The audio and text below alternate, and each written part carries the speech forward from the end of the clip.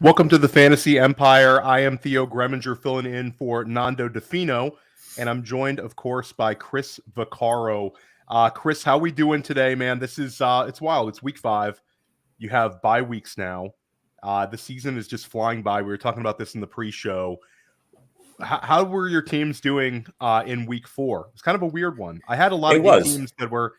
I had a bunch that were like not a lot of Monday night sweats. It was a lot of like games decided heading into Monday. And it wasn't, I had a couple of close ones, but a lot of them were like win by a lot or lose by a lot. It was like a very, very weird week for me. How about yourself? Yeah, Theo, I feel like the same way. I came down to that Monday night game. I feel like all my matchups for a change were decided already. Either I banked some good points and had some nice weeks of 160, 170, teams like that, or I had a handful of teams that bombed out this past week. And I'm talking bombed out, 90-point weeks, 95-point weeks. A lot of no-shows. There were 7 offenses this past week that did not record an offensive touchdown. And if you had players going in those games on those teams, it's kind of like feast or famine right now, Theo, I feel like, there's certain offenses you want to hit your, you hit your fantasy teams to. And then there's offenses that are just absolutely sinking you along with, the quarterbacks that are sinking you. Yeah, it's a very weird year. And I feel like a lot of times it's almost like a DFS mentality. Like there's certain weeks where the matchups are affecting, which guys you play. You want to have as much set it and forget it guys as possible. But I feel like it's you're less able to do that. And you bring up the quality of the offenses and kind of like the disconnect between the really good teams and the really, really bad teams, especially on the offensive side of the ball. But it's incredible. It's like you watch Buffalo and Miami, they lose the game, but they still have, so much talent on that side of the ball. And you watch teams like that, and then you watch a team like the New York Giants play. And it's like two different sports. It's almost like college football, the disconnect between the haves and the have-nots. Let's touch on your Giants. This is really, really bad. This is like top 3 pick in the NFL draft type bad. Yep. The offensive line can't block anybody. Daniel Jones looks like he's regressed.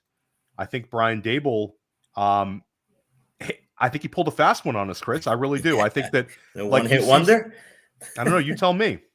Yeah, he might be a one-hit wonder. I don't want to go overboard. We're 4 weeks in, but this offense does look like complete crap.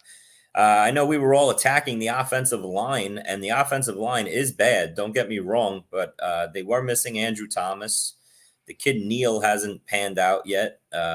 He's struggling, and they lost their center from their second-round pick from Minnesota.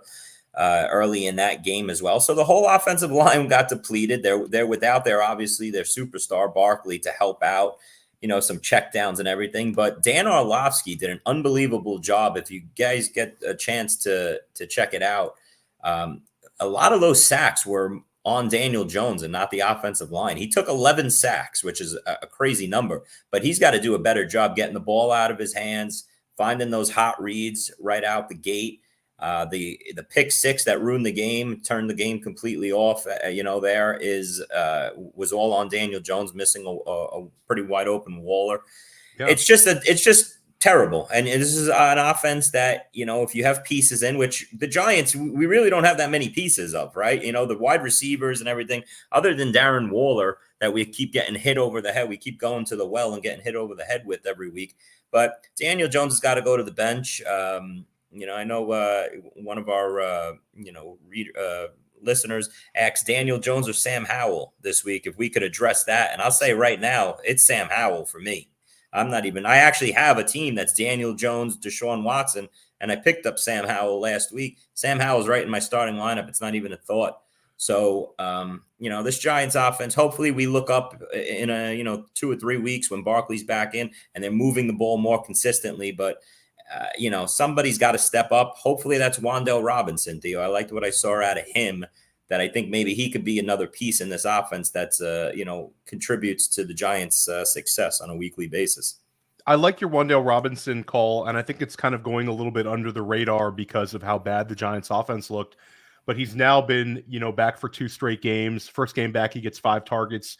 This game back, the target share looks there. And, if the offensive line is going to be awful and Daniel Jones is not completing passes downfield, then we want to look at those guys who can kind of dink and dunk their way into the low ADOT success. And let's touch on Waller, though, Chris, because it's very frustrating, but the position is so bad. He's tight end 12 right now. That's crazy, isn't it?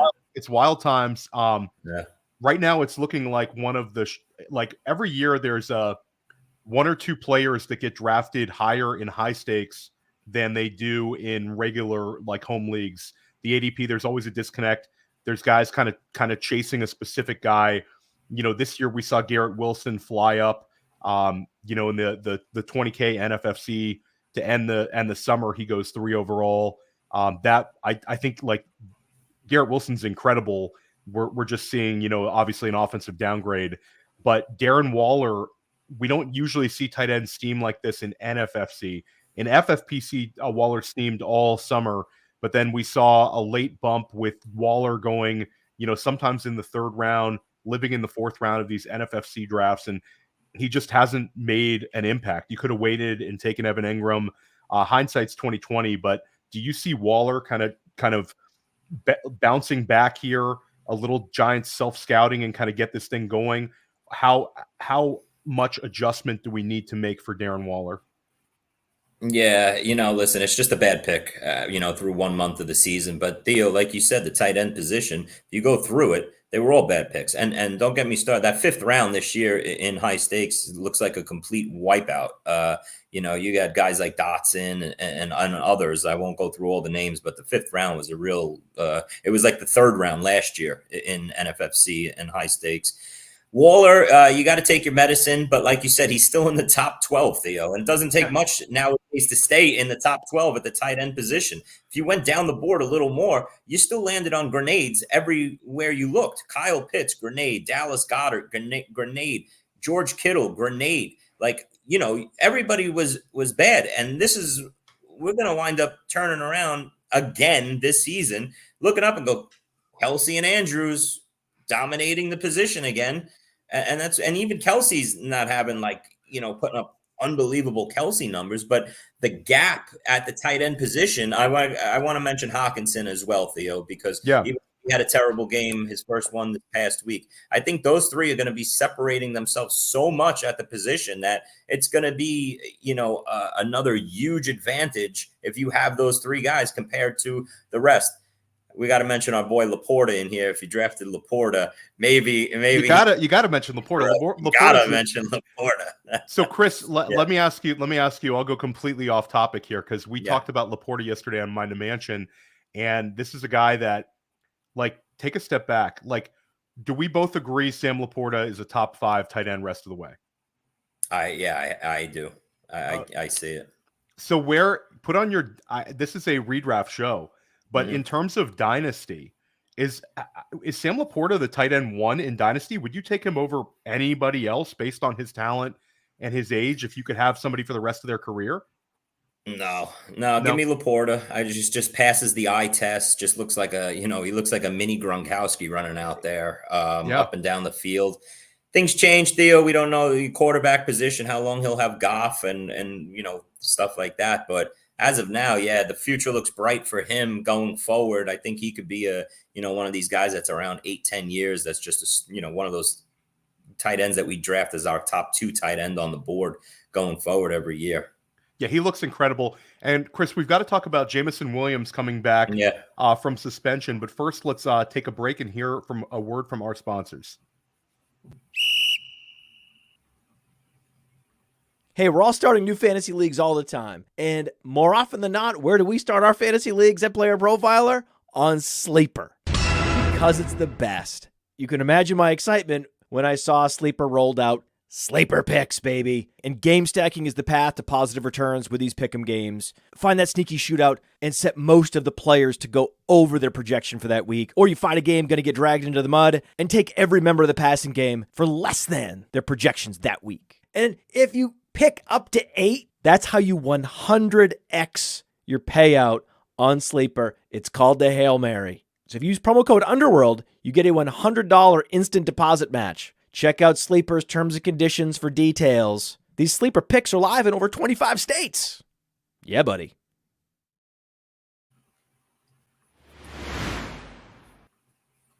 Welcome back to the Fantasy Empire. I'm Theo Gremminger filling in for Nando Di Fino, joined as always by Chris Vacarro. And Chris, we see each other in a lot of draft rooms as the summer moves along. I see you in New York City. I see you in Vegas. And we talked a little bit about Jameson Williams. I feel like he was the guy that when you got kind of jammed at the wide receiver position with your builds, you'd end up trying to maybe grab some Jameson and then sit on him thinking that, maybe you get a guy you could put into the flex or wide receiver 3, when he comes back from suspension on week 7. Now you get the positive news that the NFL changes the rule and Jameson Williams is immediately eligible. Last year, Jameson had, of course, coming off of a big major injury, played 6 games, had 1 catch, had 1 nice run, but it was like pretty much invisible. But we love the prospect coming out of Alabama.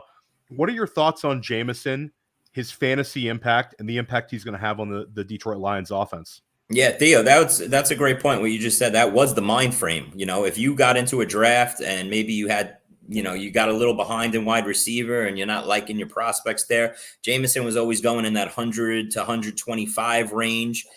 Nico Collins, Romeo Dobbs, right there. If you missed out on that little tier and you looked up, wide receiver got really thin, really fast at the high stakes level in that range. And you said, all right, listen, I know I got to sit on it for 6 weeks, but down the stretch, if I could have a successful, September and early October and get a player like Jameson Williams, what we in our minds believe we could possibly be getting back, it was tough to look at any other wide receiver on the draft board after 125 in that range and say, who am I going to put in my starting lineup down the road? So, I think we got to temper our expectations, Theo, right off the bat. He hasn't been in the facility. He's coming back now. I think if he is active this Sunday, okay, a handful of snaps. I don't think you could play him right off the bat. So don't even, if you're thinking about, oh my God, I got Jameson Williams, I get to start him, it's not going to happen. Okay. And when he does come back, now we have, Josh Reynolds is playing very well.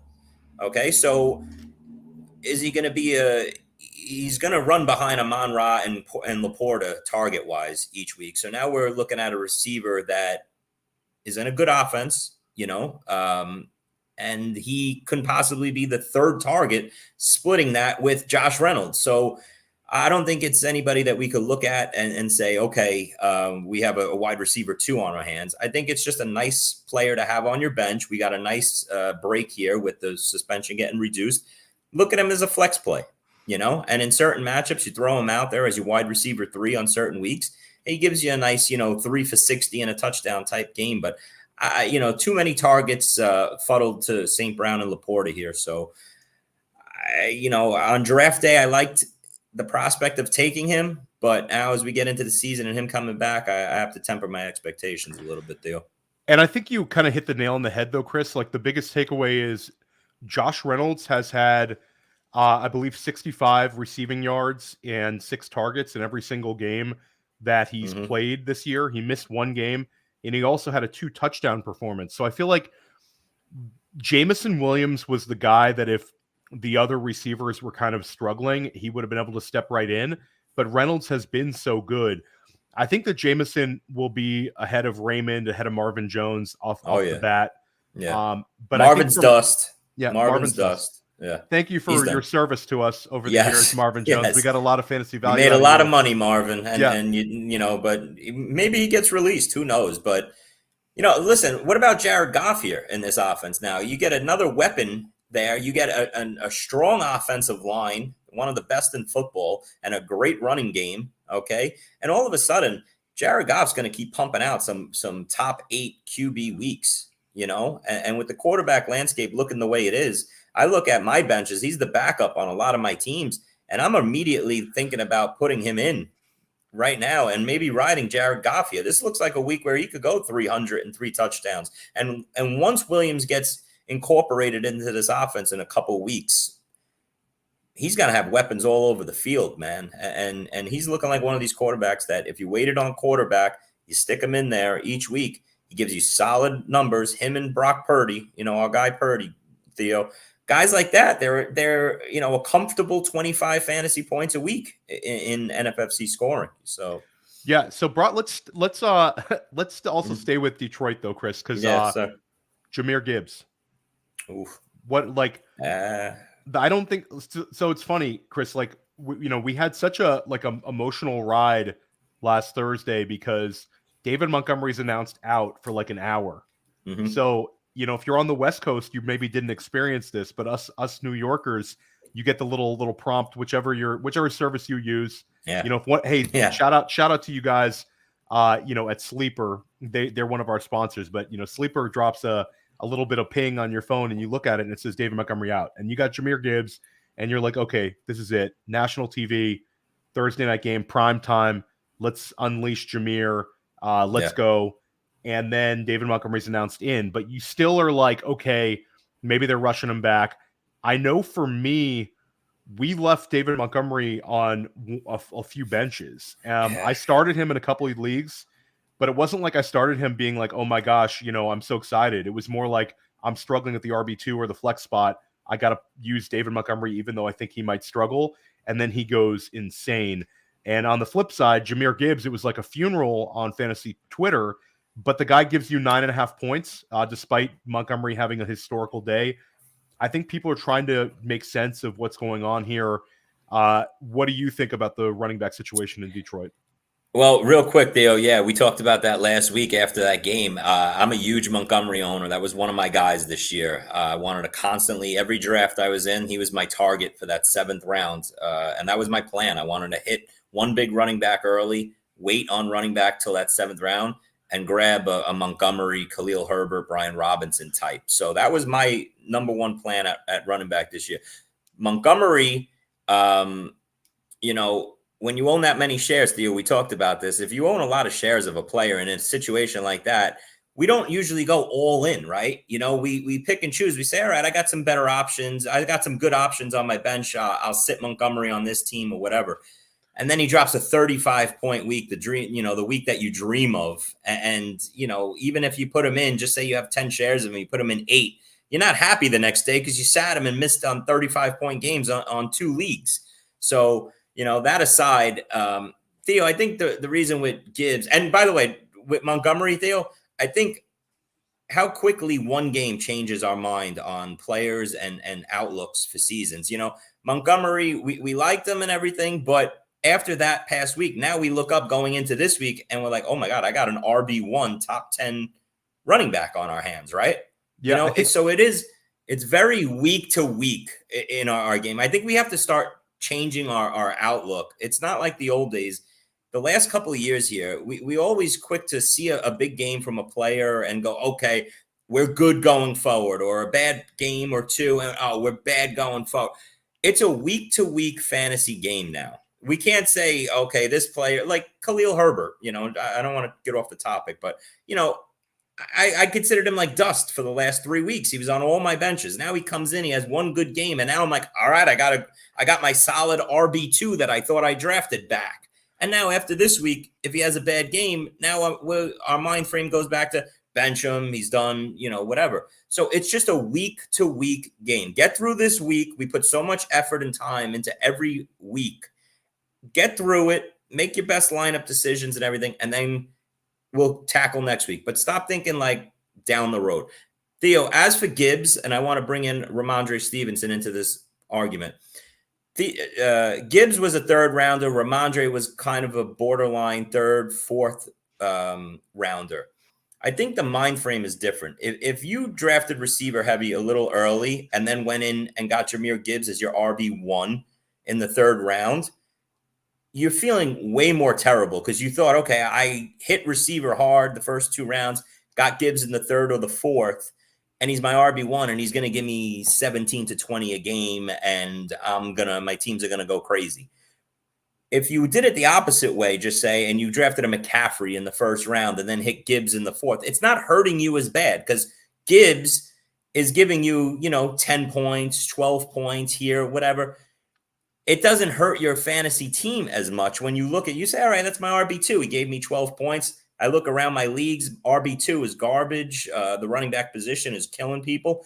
Same thing with Ramondre Stevenson. If he's your RB1, you're feeling terrible about your teams. But if he's your RB2 and he keeps giving you 10, 12 points each week, you're saying, all right, I could get by maybe on this. So I think it's where you drafted these running backs to be what role on your fantasy team, whether you drafted them to be your RB1 or your RB2. And yeah, you hit the nail on the head. And it's funny, though, the way people reacted to this, it's almost like he scored 0. He finishes as RB25 on the week. And again, it's not an impactful number, but the context of it is, for me, Gibbs had 4 receptions, despite the fact that David Montgomery gets 30 carries. Yeah. And I think that the story has not been fully written. We've seen so many rookie running backs have their roles develop throughout the season. You think about where we were last year with Ken Walker, where we were, when Jonathan Taylor had his big breakout. There's been, and obviously Gibbs is a very different back and the threat of Montgomery, but we have seen, Dan Campbell in the past use rookies more often towards the back end of the year. The biggest example was Amon-Ra St. Brown. This time when he was a rookie, there was some injuries and there was, some scattered usage, and then they leaned on him the whole last 7-8 games of the season. So I agree with Tyler Knabel in the chat, who says that I don't see the Lions would change, everything. But Chris, you can't think that Montgomery's going to be a 30 carry guy, no. 25 carry guy. He's going to get run into the ground. So I don't know what way would you be treating Gibbs? If you have Gibbs, you're still starting him in the flex. I mean, as your third rounder, Theo, you got to, you got to. There's a lot of guys you just got to take your medicine each week and stick them in your RB2 spot. I have a lot worse running backs that I start in the last couple of weeks than Jahmyr Gibbs. You hope that the thing with, that was crazy about that game, besides the 30 carries, is, Montgomery ran 14 routes and Gibbs ran 13, something like that. So it wasn't even like, okay, when we're in 3rd and 7, Gibbs is, out there running the routes. It's Montgomery's getting into everything. Are we going to get into this situation? And maybe we should have seen this more in August as a fantasy community. This Lions team is a pretty damn good team. They're going to be playing with the lead a lot. Are we more game script dependent for Jahmyr Gibbs each week? You look up this week, they're 10-point favorites at home versus Carolina. I don't think they're getting in a situation where Carolina's up 24-10 in the third, and you see Jahmyr Gibbs getting, 6-7 catches out of the backfield playing from behind. So what role are we predicting for Gibbs? I think we're in for another letdown or another, hoping we get 10 points out of Gibbs this upcoming week. Yeah, I think he's a flex at best, depending on your needs. And we start having the bye weeks, though, Chris. It makes everything, much, much uglier. Rosters are going to be really tested now, Theo. This is when we separate the men from the boys now with the bye weeks coming in. I see a lot of teams, and I know you do too. You're looking around your leagues, and you see some teams that you play, and you look at their bench, and this is funny because I actually did this the other day, just looking around some of my leagues. You look at teams, right, at the high stakes level and in deeper home leagues and everything. You look at their benches and you go, oh my God, this guy's bench had a 4, a 3, a 6, a 5, just straight garbage, straight down. And they have, a solid enough starting lineup. And it's one of those, you look at these teams and you go, okay, when we get into these bye weeks and they got to go to their bench and they're missing this, top receiver or good running back, they're in trouble. Their point totals are going to go from the 150 down to the 120, 110s. So we're getting into that now. Scores were low this past week around a lot of my leagues. You saw 3 or 4 teams around that 100-point mark. Bye weeks are here. Studs are coming out of your, team's lineups. Benches are already light. It's going to be a challenge now for fantasy teams going forward. Yeah, we've got 4 teams on bye this week and then 2 next week, so it's very kind of manageable. And then week 7 is the ugly one. That's 6 teams Yeah. on bye. So Isn't yeah, there 2 of those this year, Theo? Isn't there 2 I weeks where there's I 6 teams on a bye, which is craziness? I believe so, but I'm just Yeah. trying to survive the next 3, Chris. I'm Yeah. not. I can't look. I Theo, can't I look that got you, far. buddy. Yeah, I No, can't look. you're I right. can't look that far. Hey, That better week, schedule this week. I don't know if you're like me that it infuriates you, but we've had the 9 and 8 1 p.m. games, but only 3 4 o'clock games. At least now this week we get 6 at 1, 4 at 4 o'clock. So a nice spread out week with the London game as well to start us off, which is a great game, by the way. I'm excited for that one. Oh, that London game is awesome. Yeah. But I want to backtrack. We got a Thursday night game. You bring up Khalil Herbert. The Chicago Bears offense has a big bounce back this week. Justin Fields has 4 passing touchdowns, career high in passing yardage. Cole Kmet finds the end zone twice. DJ Moore has himself a real game. And then, I don't know about you, Chris, but the beat reporters keep getting so many things wrong. We hear Roshan Johnson's going to get this much larger role, and it turns out to be Khalil Herbert. Herbert finishes as easily as an RB1 for the week. What to make of this Bears offense? Theo, real quick, I was going to say before when you brought up the topic with the beat reporter, bad week for the beat reporters this past week. Everything they reported was completely off. Starting with your point was the Montgomery one. Early in the day saying that he wasn't going to play. Same thing with Carr starting. And then I got an alert that it's Winston. Now it's Carr. Just reporting everywhere. All the Zeke Elliott one that he was going to play starter reps. Same thing with Roshan. Just a bad week for the reporters. Bears offense, it was nice to see some life. We have to attribute the fact that they were playing an absolute garbage defense in the Broncos. So that was a part of it. But hey, listen, credit where credit's due. Justin Fields looked really good in my eyes. He looked good throwing and everything. Nice to see DJ Moore. We expect those DJ Moore weeks. We hope that, we're going to get some DJ Moore spike weeks like that. That was great to see. We just hope that we don't fall into those 2 for 22s on, 3 target type games for DJ Moore. DJ Moore is the type of receiver in this offense that should see double-digit targets every single week, get 6 or 7 easy buddy passes, and we should never worry about DJ Moore having 12, 15 points every week in this offense. The 2 other pieces, though, that were great to see, though, Theo, Khalil Herbert and Cole Kmet. Now, if we could get these guys to be fantasy relevant again, it helps out big time. The running back position, bring somebody in on the tight end position. Cole Kmet saw 9 targets in this game.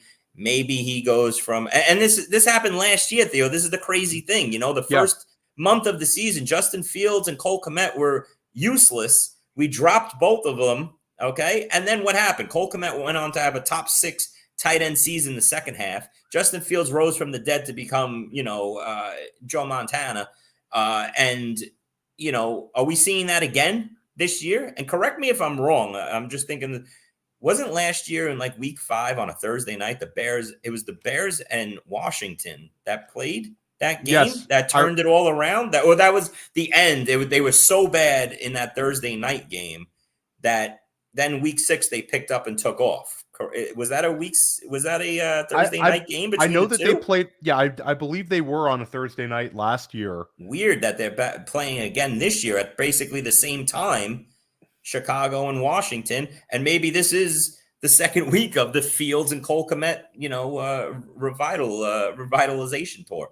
So you got to make the storylines for it, Chris, because nobody's too excited for Washington and Chicago on a Thursday. I guess it's intriguing. It could be worse. It could be worse. We could be seeing the Giants on Thursday. Cool. Or Joe Burrow and the Bengals. Yeah, Joe Burrow and the Bengals. Oh gosh, it's just pathetic how bad that is. But do you so like Khalil Herbert for you moving forward? Do you think this is something where he's going to get overtaken by Roshan? Do you think he's showing enough that we can trust him? Do you think the Bears coaching staff kind of knows what they're doing here, or is it going to be a hot hand approach? It's just weird, for Khalil Herbert to have the first 3 weeks he had look lifeless, and then to look like he got shot out of a cannon this past week, get 18 carries, 103 yards. He chips in 4 catches in the pass game. looks like a serviceable RB2. So all we could do based off of what we saw last week is roll with him now in our starting lineup again, RB2 going forward. It's not the greatest matchup against that Washington front, but in games like this, they get behind. I expect this Washington offense to score about 27 to 30 in this game. I think Sam Howell, Terry McLaurin starting to step up and look like a legit, wide receiver one, that he is in that offense. Washington has some nice pieces. Brian Robinson is also another solid RB2 that stepped up. So I think Chicago is going to find themselves in a position where they're throwing from behind. I like Cole Kmet again. And if Khalil Herbert's out there on the field at the snap percentage clip that he was this past week, he could chip in 5-6 catches. So yeah, I got to go right back to him, Theo. It's a sneaky fantasy week. This game feels like it could be a sneaky over environment. I know both teams don't block. So both quarterbacks take a lot of sacks, which always scares you a little bit because it kind of can affect the game flow. Yeah. But Curtis Samuel to me is interesting.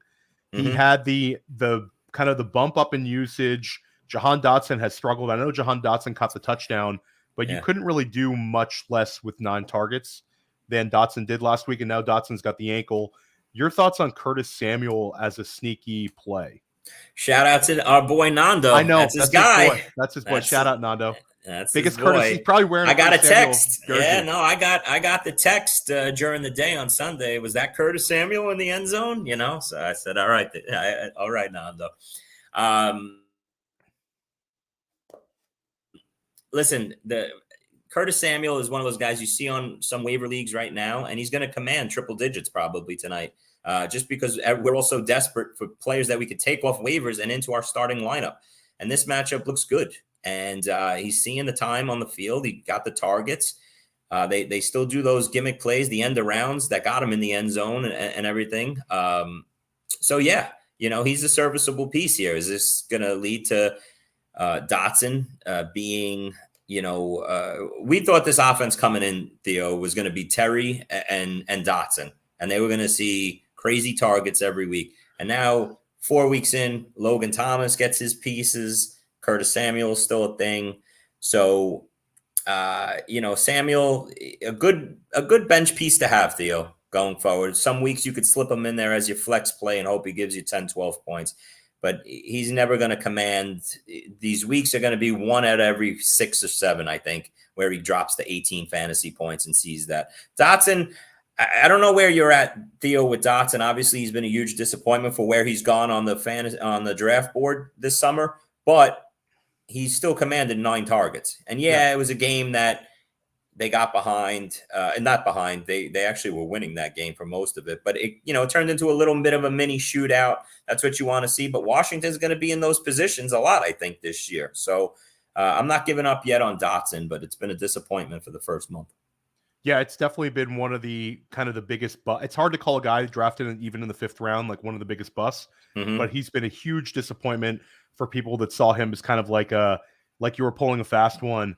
I have a Jahmyr Gibbs, Jahan Dotson team, Chris, that I felt really good about after I drafted it, and now it's like feel like I'm punching up every single week. Let's stick with the Commanders. Brian Robinson last week had another strong game. He's running back 8. 1 month into the season in PPR scoring.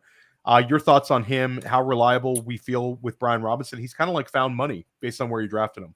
There's just certain weeks you look up and the matchup is right and you get excited about having him in your starting lineup. And then there was weeks like this past week in Philadelphia as big dogs and running against a strong defensive line in Philly. And you say to yourself, God, I got to put this guy on my bench. I think I don't want to get him in my lineup and see him run for 40 yards maybe and no touchdowns, no receptions, and he's just a 4 or a 5. He gives you that Josh Kelly game. So you're going to have some of those weeks where they run in, they get behind, he comes off the field when they're trailing, and he's just an empty 40 or 50 rushing yards, but he gets in the end zone this past week. And then there's weeks, like I said, this upcoming week versus the Bears on Thursday night, you see, all right, they're almost a touchdown favorite running against a bad defense. This could be one of those 100 yards and 2 touchdown games, hopefully, for Brian Robinson. So I still don't – it's weird. He's a top 12 RB1, like you said, Theo, but at the same time, when you think about him, do you really say that? No, it's but I think just 4 weeks. But he's a serviceable fantasy player. locked in RB2. I think that, Yes. like, I think when Yeah. the season ends, he'll be right around RB19, RB20. I think Yeah. that's about a safe number. And we're based all on his dying volume. for that, Theo. Yeah, And give we're all me dying that. for that. If you give me anybody that's serviceable that I think I could get 12 fantasy points out of at my RB2 position, unless you went, pretty running back heavy, or you're the fortunate ones that, we landed on the Kyron Williams of the world or the Zach Mosses of the world that are, our late 15th round, 20 round picks and stuff that are coming in that are useful pieces at RB2 and some in Kyron Williams RB1 position. But, if you just had a regular running back draft, give me the Brian Robinson, Khalil Herberts of the world. This is what's getting us by. As long as our receivers are doing what they're doing, as what we expect them to be doing. And that's a whole nother story because a lot of our receivers aren't doing what they're supposed to be doing right now and giving a lot of dud games. But running back 2 is going to be, a work in progress every week for our fantasy teams this year. Pivoting over to the quarterback position, Chris, last time we spoke, this was like 3 weeks ago, we were talking about how slow the quarterback ones were out the gate. This past week, Josh Allen finishes as QB1. Justin Fields was the top 3 quarterback. Mm-hmm. Lamar Jackson up there. Justin Herbert continued strong play, and Jalen Hurts QB5 or QB6, depending on your scoring, with Anthony Richardson mixed in. So we had a week where where like kind of a revenge for a couple of these Josh Allen managers, but it's still not quite there in like the impactfulness 1 month in. What are your thoughts on the early quarterback production from the guys that were using premium ADP on? Yeah, Theo, this is crazy. So, really impressed. First off, Herbert's having a really great start to his season. He was probably, one of the best picks early at the top 8 elite quarterbacks. Him and Lamar, who I was super impressed with. I didn't have high expectations for Lamar coming into this week versus a really solid Cleveland defense that's been killing everybody the first couple weeks. He was without Beckham and Bateman, but he still gets the job done. He's running. Gets in, twice on the ground and twice through the air, 35 fantasy points in NFC scoring. Lamar and Herbert have been really, really good. Mahomes, it's crazy. Mahomes has been underwhelming. 17 fantasy points this past week. So I think it's a way of you look at it. Yeah, it was a nice bounce back for most of the top 8 quarterbacks, unless you're the Joe Burrow owner or the Mahomes owner. But when you look at scoring through the first 4 weeks, it's weird. So if you waited on quarterback and you hit on Anthony Richardson, Russell Wilson, CJ Stroud, these guys are all averaging between 25.5 and 26.5 fantasy points in NFFC scoring.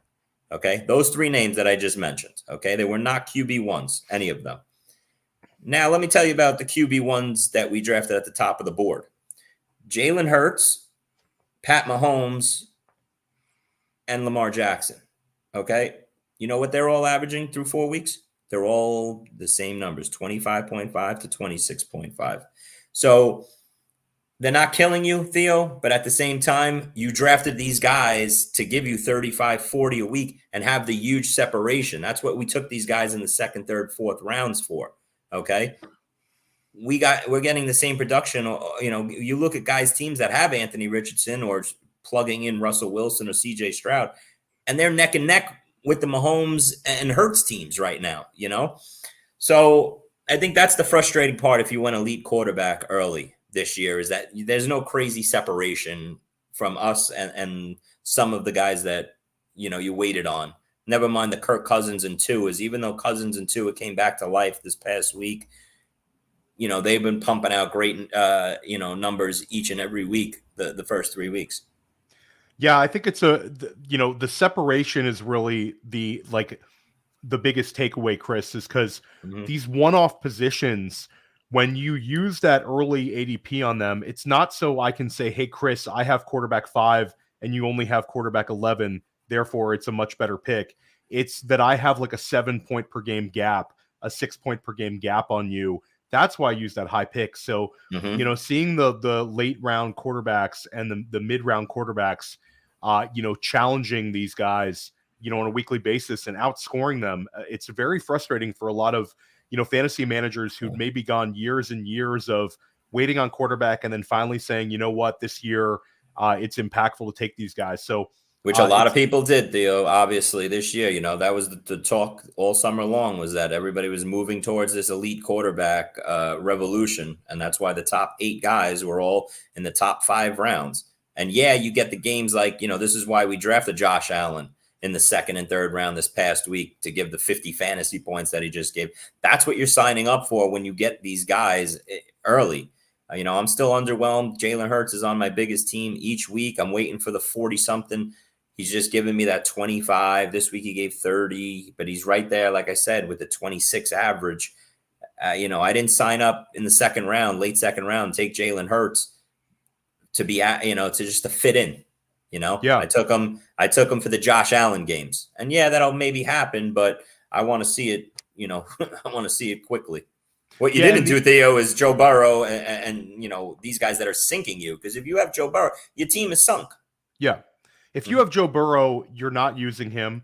And unless you picked up the right quarterback off the waiver wire, you're absolutely sunk. And Chris, even if you added like a Brock Purdy, a CJ Stroud, based on the draft capital you spent on Burrow, potential that you also stacked him with a guy like Higgins, who's, now hurt and hasn't done anything, or, potentially stacked him with a Chase who's been, had one really, really good game, but it's been disappointing in terms of the draft capital. So our guy, the Guilds, he tweeted out the other day, he loved one of his primetime teams from August, and it was Chase, Burrow, and T. Higgins. It was the Bengal stack. And how many of us were crazy about the Bengal stack? That was one of the, you were able to pull it off pretty easily, Theo, because of Chase in the first couple picks. And then you could get T at the end of the 2nd round and then hit Burrow in the 3rd or 4th. So it was a stack that a lot of people have this year. And if you have that stack, you're probably 0-4, 1-3 at best. Yeah, and shout out to Andrew Geller, the Guilds. I split an FFPC main event team with him and Andrew Schellenberg, and we're hanging on. We're 2-2. We're competing.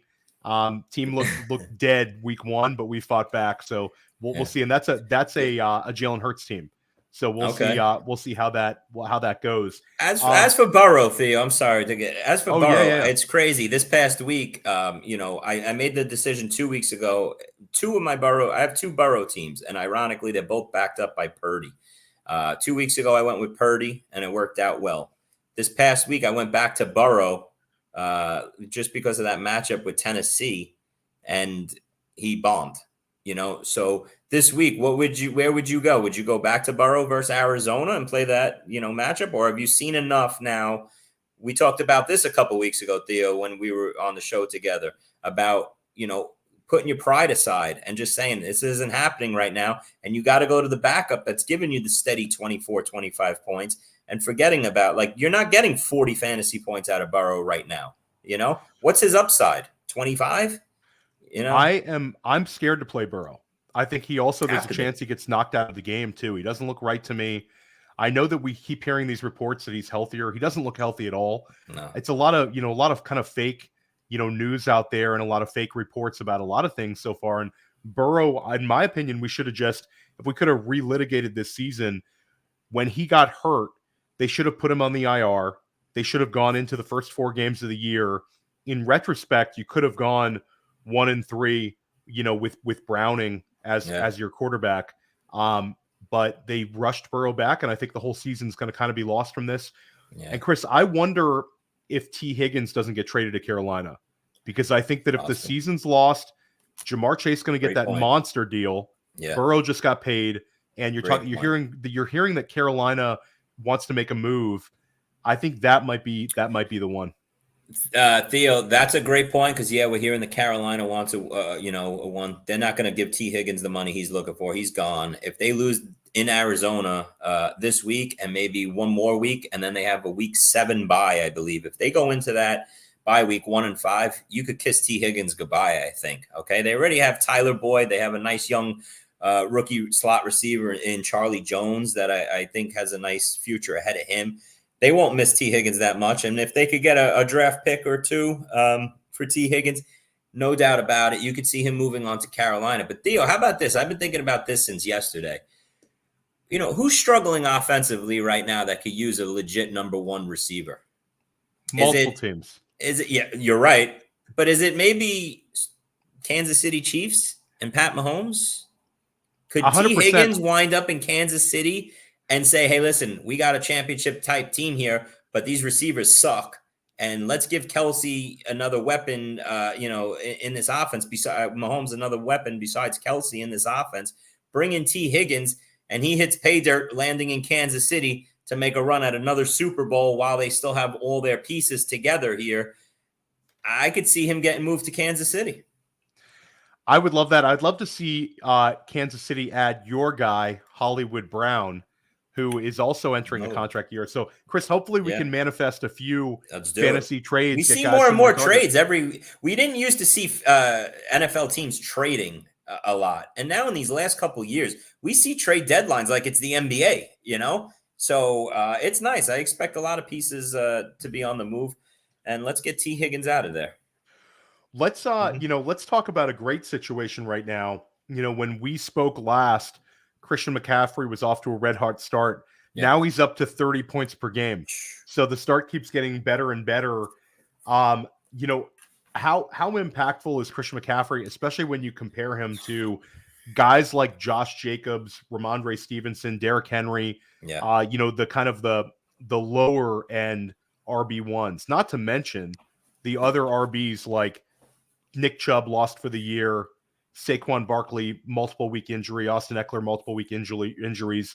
Like this has been the cheat code and the edge with McCaffrey teams. It is this year, Theo. And, I wanted to talk about McCaffrey here because you sit here, you watch a game like this past week. Who's doing this, man? Who's touching the ball this many times? 20 carries for 106 yards and 3 touchdowns. And he chips in 7 catches for 71 yards on 8 targets and a touchdown. Theo, this is the rare running back and wide receiver, 2 players in one on your fantasy roster. He had like 48, 49 fantasy points this week. To me, he's the cheat code, and it reminds me of Derrick Henry 2 years ago when the fantasy community, if you didn't have Derrick Henry, this is before he got hurt. He got hurt like in week 7 or 8, but the first 7 weeks, you opened up your computer, you went into your matchup for the week, and you would just had one eye closed going, please don't let me be playing Derrick Henry this week. Please let me face the Derrick Henry team when Derrick Henry is on a bye. Like, this is the same thing with McCaffrey here, okay? He's carrying fantasy teams. He's going to continue carrying fantasy teams. He's the Derrick Henry of 2 years ago. He's the Travis Kelce of last year, the cheat code at the position. 30 fantasy points a game so far this year. Let's just look real quick at the top 12, okay, in NFFC scoring. The second, right now, second in scoring, but it's a fugazi, Theo, as we like to say. It's A-Chain, okay? It's a couple games, but he's averaging 26.7 a game, A-Chain, which shout out to you. That was your boy all year long. Thank you, Chris. Great Thank call. You. I'm an A-Chain guy. Of course you are. Here's the thing, though. Unfortunately, he's not going to be averaging 26.7 every week, Theo, right? So that number is going to come down, okay? Eckler, only one game, comes in at 3 at 26 points a game, and Mostert at 22.6 is 4. All A-Chain and Mostert, they're coming off the map. Moral of the story is when you look through, Kamara is 5th with just one game. Kyron Williams is at 20 and Monty at 20 and everyone else under that, okay? This is a 10-point gap at running back that you have an advantage of if you're the McCaffrey owner, okay? So if McCaffrey, I expect him to be in that high 20s, early 30s every week, the way he is used in this offense, the touches he gets, those easy inside the 5-yard line, he's automatic. He's getting the ball and walking into the end zone, chips in 6 to 7 catches every week. The gap, what running backs can you expect, Theo, to be over an average of 18 to 20 a game consistently? I think Bijan will get there, Chris, because he hasn't scored the touchdowns yet, and he's given you the production. But yeah, you're right. It's a complete cheat code.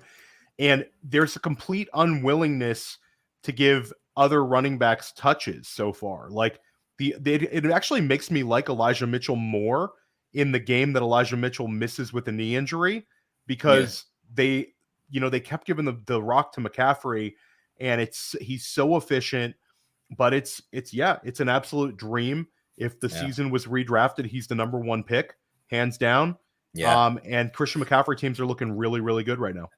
There is, I tweeted this out the other day. There's only 2 automatic players in fantasy nowadays, Theo. In past years, you would have, 6, 7, 8, maybe more guys that every week you could rely on for 20 fantasy points. Every week, if your name isn't Christian McCaffrey or Justin Jefferson, you can get a 7 from anybody, a 7, 8, 9-point game, or you could get a 27-point game from anybody, okay, unless your name is McCaffrey or at the skill position, okay? Everyone else is great. Even Tyreek Hill, absolute stud. I love Tyreek Hill. Great. Should have been the 3rd player off the board after Jefferson and McCaffrey. That's if we were drafting again, he would be 3rd. He's had 2 monster games this past week, 9 fantasy points, right? So it can happen.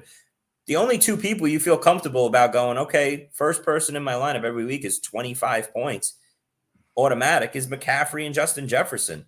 So huge cheat code this year at the running back position, huge gap. It's like having an extra player on your fantasy roster with McCaffrey, and I don't see it stopping. I'll say this, based on the way that A.J. Brown has been used the last 2 weeks, I think that A.J. Brown is kind of moving into that for me, just because I know that there's the threat of Devonta Smith, but I think this is a trend, Chris. I think this is a trend. You have the challenging game on the road in Tampa. Yeah. Then you have the Washington game where they're trailing, and this new offensive coordinator, Johnson, is calling Brown's name over and over again. You mentioned Dallas Goedert.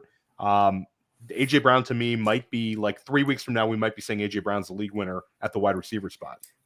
And hand up, Theo, I got to be honest. A.J. Brown was my last wide receiver in that big wide receiver tier. I have 2 big teams with him just because he was that last receiver, and I was always taking the big receiver in the 1st round, but I didn't feel great about it. And the reason why I didn't feel great about it is because I said, okay, I could get Devonta Smith, who I think might take over for A.J. Brown as the 1 in Philadelphia this year, a round later. Or possibly in NFC scoring with, the 3rd round reversal, maybe clip him at that 25th, 26th pick early in the 3rd. But it's looking after that Thursday night game where A.J. Brown was flipping out on the sideline. These last 2 games have been monster games. And he's looking like that top 4 overall wide receiver. And I don't know what's going on there. I don't know if that's going to continue, Theo. I don't know if it's going to be week in and week out where he's the alpha 1 and Devonta Smith is just chipping in wide receiver 2 numbers. I still think it'll be a give and take where some weeks it's Devonta having the big blow up week and AJ maybe having the 5 for 70 type game. But these last 2 weeks proves why he's been a 1st round pick this year. He's the alpha 1. Yeah, no doubt about that. And we also talked about briefly how you're excited about this Jacksonville-Buffalo game. I am as well. Buffalo, Josh Allen last week smashes. Stephon Diggs has 3 touchdowns. James Cook had less usage, but I'm unconcerned. I think he's a locked-in top 15 play at running back. But let's stay with the Jags. Jags stayed the week in London, which I think is very smart. Yeah. But Chris, we're not loving what we're seeing here. Trevor Lawrence disappointing, and Calvin Ridley has gone 3 straight games with not breaking 40 yards receiving. I know he had the touchdown, but it was kind of a busted coverage. Yep. How concerned are you about Ridley, and can Lawrence get it going? I feel like, Theo, this is like a weekly, discussion. It's crazy because I'm all in on the Jacksonville offense this year. I'm all in on Lawrence and Ridley and Kirk, and Kirk's bounced back nicely the last couple games. I said this to our guy last week, Matt Kelly, that, I wasn't worried about Ridley, and now we're a week later, and other than the broken touchdown play, I want to tell you again, Theo, I'm not worried again. For whatever reason, I don't know. He hasn't given, other than week 1, those alpha wide receiver 1s, numbers that we were hoping for when we took him in the top 18, 24 overall pick. But this week he catches a major break. Tre'Davious White, goes down with the Achilles injury for Buffalo this past week. He would have been faced, with a matchup against him, which I would have been like, we're in trouble again. AJ Terrell last week does a number on him. Okay. And the ball gets spread out. I think Calvin Ridley, if he does not put up a big number this week in London against the Bills and Tre'Davious White, I would be hitting the panic button because that'll be 4 straight games. But I think this is an explosion game. I'll be betting Calvin Ridley props over, catches and receiving yards this week. Trevor Lawrence is more of a concern to me than Ridley is, just because the numbers aren't there. The volume isn't there. He's got to get his points up to over, 27, 28. He keeps pumping out these 20-point fantasy games average. So I'm hoping that the matchups start working out better for Jacksonville, Theo, is basically what I'm saying. Just because they need to see a team like Buffalo. They need to see a game where, hey, let's go up and down the field and play a little bit of a track meet here. They're getting stuck with the Atlantas, the Texans of the world these last couple of weeks. Let's get into some of these games where I hope they fall behind 14-0 early in the game. But side note, Theo, I already bet Jacksonville money line this week. I took them plus the 6 points and I money lined them. That's my pick of the week. I love the fact that you're taking a team in Buffalo off of a high, beating in a huge game that they're up for, okay, versus Miami, their rival in the division. They come off a huge home win. Now they got to fly to London, where Jacksonville's, like you said, been staying there already. They already had their London game this past week. They're accommodated. They're all comfortable there. They've been there. They've acclimated to the change and everything. Buffalo comes in now for their game without their top corner, just like Dallas did, okay, when they lost Diggs midweek and they laid an egg versus Arizona a couple weeks ago. Well, now Tre'Davious White goes down. They got to be feeling the effects of that. I think Lawrence shreds this secondary. I think Jacksonville has a real big breakout fantasy game, all of them, and Jacksonville wins in London. I love it, Chris. I love it. It's the Atlanta game was like, they're just a better team than Atlanta. Obviously Desmond Ridder, struggled a lot in that game, but I think that this game is kind of telling for Jacksonville's rest of season. The AFC South is a winnable division. The Houston game was a really tough one to swallow. Kansas City, you can kind of forgive that loss. But yeah, I love it. And you have to think, we oftentimes look for emotional letdowns in college football gambling, but how could you not have a little bit of an emotional letdown when you beat Miami 48-20 at home? Now you got to get on a plane and go to London and go play in Europe at 9:30 in the morning. Sets up perfectly. Yeah, it sets up absolutely perfectly. We already saw the line open at 6.5, and it's down to 5.5 now. So the money's coming in on Jacksonville. It's a perfect opportunity. Whether it works out or not, Theo, I don't know. I've lost before. But this is a perfect opportunity to take a shot on a money line. I think I got plus 205 on Jacksonville. It's a nice opportunity when you factor in everything we just talked about. Chris, it's funny. We talked in the pre-show about how I think this is the worst waiver wire week of the season. Certain home leagues you had access to guys like Jaleel McLaughlin and Keaton Mitchell and Michael Wilson. But in NFFC, those guys are mostly rostered. How many McLaughlin shares did you cut? Because Billy Muzio and I talked about this. Like Billy and I, at the end of August, early September, we had like 80% McLaughlin. And then, of course, it's slow out the gate. You want to play the waiver wire. I still probably have like 40% McLaughlin, maybe a little more. But now he's going to go for like, leagues he's available in. He'll go somewhere between 25 and 30%, I think is about right. I don't think he's a break the bank guy, but it's still like you wish you could have gone back. Any guys that you've cut this year that, you really, really have regrets on cutting?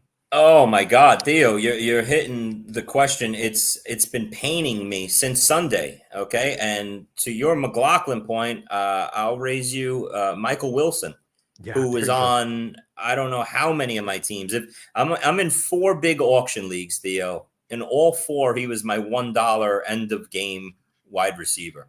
He's no longer on any of my 4 auction teams for $1 because I cut them needing that last spot, as we all do. As once the season gets going, you're adding the Keaton Mitchells. I think I did that honestly 2 weeks ago. Was Keaton Mitchell for Michael Wilson. It just hurts. You look, the first couple weeks starts, Theo, and you're like, I'm not getting anything. I'm just wrong. Let me throw in the towel now. Go pick up a defense that I need, or a end of bench running back, and then it bites you in the ass. You look up, Michael Wilson has that nice 7 for 75 and 2 touchdown type game. Looks like he can be a nice piece moving forward. Tonight on the waiver wires, he's going to be the big money guy. He'll be the one that's commanding most of the money. Him and McLaughlin, your guy. Those will be the 2 big ads. But Theo, straight across. Before I even get to that point. You know what I did last week, Theo? Besides the Wilson drops, that it was painful. I had another terrible drop. And maybe you could tell me if this was a bad move or not. For whatever reason, I loved the ad of Gerald Everett. Okay, coming into this past week, to the fact that I bid between $75 and $100 on him. I thought he was going to be somebody that was really in demand. Once Mike Williams came out, Gerald Everett is a really nice move tight end in that offense. I thought he could be, the third option, maybe even second in some weeks. So, and in leagues that I was struggling at tight end, I went and made sure I went and got Gerald Everett, and who I dropped in all 3 leagues for him was Cole Kmet. That one hurts a And lot, that's Chris. pain. I mean, I can understand you're chasing Everett. You have a potential bailout because Donald Parham now has a wrist injury. Yeah. So maybe after, maybe after it was they a come bad up from read. yeah. Maybe it was just a bad read, Theo, and that sucks because I did that 2 years in a row, like I said, with Cole Kmet, giving up on him and this Bears offense maybe a little sooner than I should. But Michael Wilson and Michael Wilson's my big regret there. Well, next time I see you in a draft room this summer, Chris, I'm going to tap you on the shoulder. I'm going to say, listen, if you take Cole Kmet, it's set it and forget it. You're not cutting him. I know. You got to lock him in there. Yeah. Chris, give us one big prediction for this weekend. I think, I did say that I thought, the Jacksonville offense would explode finally this week. So that's one of them. But let me give you another one. Zay Flowers goes 8 catches for 120 yards and a touchdown. And he's had a couple slow weeks this past week versus this Pittsburgh secondary. I think he has what we saw in week 1, another heavy targeted game, blows up, and hopefully Beckham and Bateman take another week to recover. I think Zay Flowers goes off this upcoming week versus Pittsburgh. I love it. I think this week I'll stay with New York teams. I think Zach Wilson finishes as quarterback, let's say inside the top 10 quarterback scorers of the week. Not. I think this is going to be Zach Wilson has 3 touchdown passes, and the Jets take care of business against Denver. Love that pick. Theo, I know I said Jacksonville, but my 2 big bets that I placed already was Jacksonville and the Jets. I absolutely love the Jets. I was shocked. I thought, when you do these lines, when you see who they're playing the next, I said, the Jets will be laying 3 in Denver.